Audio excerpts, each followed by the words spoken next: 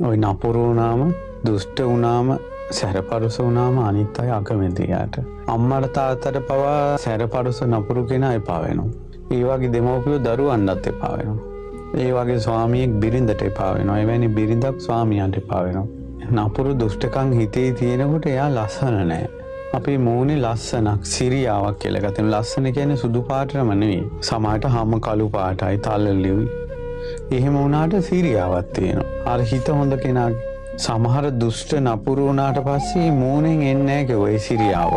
එයා වැසුරු කරන්න කැමති නෑ අනිත් අය.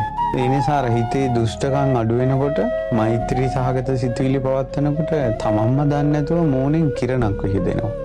කිරණක් කියන්නේ ඒකට අපිට ඒ කිරණක් පේන්නේ නමුත් ඒකට මිනිස්සු පාවිච්චි කරනවා සිරියාවන්තයි කියලා. එයාත් එක්ක කතා කරන්න හිතෙනවා, එයාව දකින්න හිතෙනවා, එයාව බලන්න හිතෙනවා. ඒක එන්නේ දුෂ්ට නැති වුණාම. ඒ නිසා ඔය දුෂ්ට සිතකින් මැරුණොත් එහෙම පුතේ මරණින් මත්තේ නරක ලෝකවල උපදිනවා. නරක තිරිසන් ප්‍රේත අසුර ලෝකවල උපදිනවා. මනුස්ස ලෝකෙ ඉපදුනත් විරූපී වෙලා ඉපදින්නේ. දුෂ්ට කෙනා හරි කැත වෙලා උපදිනවා. මේ මිනිසුන්ට රවපු විදිහට ඇස් මූණ කට ඇද කරපු විදිහට මූණ කට ඇද වෙලා අතපය දික් කරපු විදිහට අතපය වකුටු වෙලා ඒ විදිහට උපදිනවා.